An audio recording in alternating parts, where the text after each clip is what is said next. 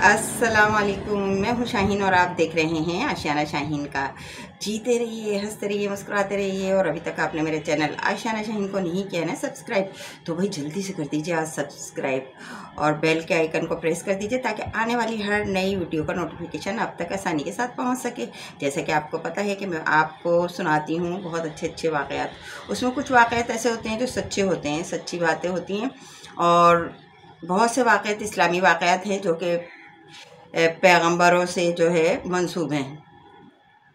ऐसे ही आज मैं आपसे एक वाक़े का तज़किरा करना चाहूँगी कि हज़रत इब्राहीम अलैहिस्सलाम, जिनको हम सब जानते हैं, मानते हैं, उनसे बहुत प्यार करते हैं, मोहब्बत करते हैं, उनका एक जो मैं सुनती हूँ ना ये या पढ़ती हूँ कहीं पर, तो बार बार पढ़ती हूँ मैं, लेकिन मेरी जो है ना तबीयत सैर नहीं होती। मैं उसको बार बार पढ़ती हूँ और बार बार मुझे वही लज्जत महसूस होती है जो पहली दफ़ा पढ़ने में हुई थी।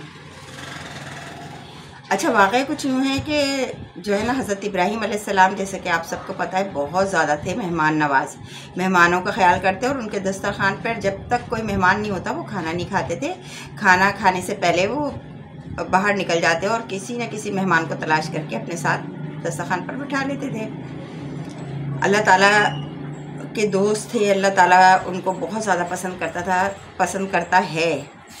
तो एक दफ़ा का ज़िक्र है कि मेरे रब ने कहा फ़रिश्तों से, फ़रिश्तों, तुम्हें पता है कि इब्राहीम को मैं अपना दोस्त मानता हूँ, वो मुझसे कितना प्यार करता है। तो फ़रिश्तों ने अदब के साथ कहा कि ए मेरे रब, हम जानते हैं, लेकिन ये तो कोई बड़ी बात ही नहीं है, क्योंकि तूने उससे इतना नवाजा है, इतना नवाजा है, तो फिर वह भला तुझसे प्यार क्यों ना करे।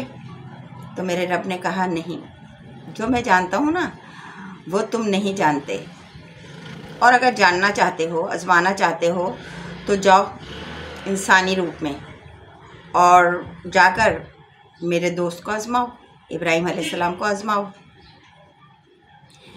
एक फ़रिश्ता जो था ना वो इंसानी रूप में आया, जहाँ पर हज़रत इब्राहीम अलैहिस्सलाम अपने जानवरों को चरा रहे थे। बहुत खूबसूरत नौजवान की शक्ल में वो आया और आकर एक पेड़ की ओट में बैठ गया और करने लगा तिलावत कलाम पाक। अब जब जिक्र सुनाना रब का, तो बेखुद हो गए, मस्त हो गए, मगन हो गए हज़रत इब्राहीम अलैहिस्सलाम, और भूल गए अपने उन जानवरों को जिनको वो चरा रहे थे, और सुनने लगे उस आवाज़ की तरफ भरपूर तवज्जा, ऐसी तवज्जा कि बस खींचा चला जाए उनका दिल कि ये कितनी हसीन आवाज़ है, कितना हसीन अंदाज़ है, और ज़िक्र मेरे रब का है। तो ढूंढने लगे कि ये ज़िक्र कौन कर रहा है, लेकिन वो फ़रिश्ता क्योंकि इंसानी रूप में था और पेड़ की आड़ में था, ओट में था, तो हज़रत इब्राहीम अलैहिस्सलाम को नज़र नहीं आया। बहरहाल वो आवाज़ की जानिब बढ़ते रहे, ढूंढते रहे। फिर उन्हें महसूस हुआ कि शायद इस पेड़ के पीछे कोई है।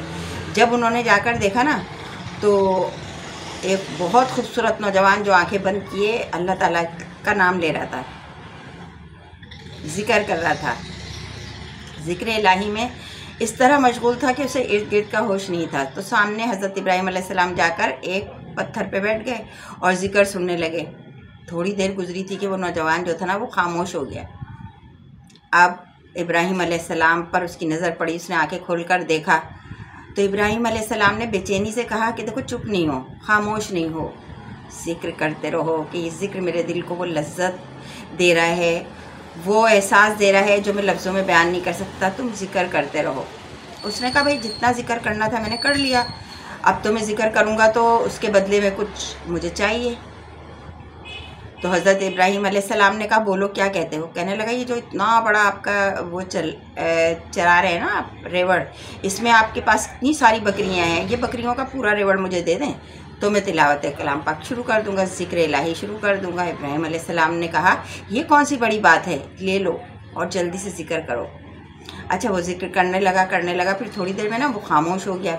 तो हज़रत इब्राहीम अलैहिस्सलाम और बेचैन हो गए और तड़प गए। कहा, चुप क्यों हो गए हो, ज़िक्र करो। उसने कहा, भाई जितना मैंने आपसे माल लिया ना उतना तो ज़िक्र मैं कर चुका हूँ, अब आप और माल दें तो फिर मैं ज़िक्र करूँ। तो हज़रत इब्राहीम अलैहिस्सलाम ने कहा, ये कौन सी बड़ी बात है, इशारा कर, तुझे क्या चाहिए। कहा, ये ऊँटों का जो रेवड़ है ना, ये मेरे हवाले कर दें पूरा का पूरा, फिर मैं आपको आगे ज़िक्र इलाही सुनाऊँ। कहा, ले ले, लेकिन चुप ना हो। वो नौजवान फिर ज़िक्र इलाही में मशगूल हो गया। अच्छा, इसी तरह बार बार होता रहा। इस तरह सारा रेवड़ जो था, जितने भी जानवर थे, उस नौजवान के पास चले गए। फिर आई खेतों की बारी, फिर आई बागों की बारी, और सारी चीज़ें हज़रत इब्राहीम अलैहिस्सलाम ने दे दी, उसके हवाले कर दी और कहा कि ज़िक्र बंद नहीं कर, तेरी आवाज़ में ऐसी लज्जत है, तेरे अंदाज में वो खूबसूरती है कि मुझसे जो है ना रहा नहीं जा रहा, बस तू चुप ना हो। मेरे सारे बाग तेरे हो गए, सारे खेत तेरे हो गए, सारे जानवर तेरे हो गए, अब तू फिर चुप हो गया।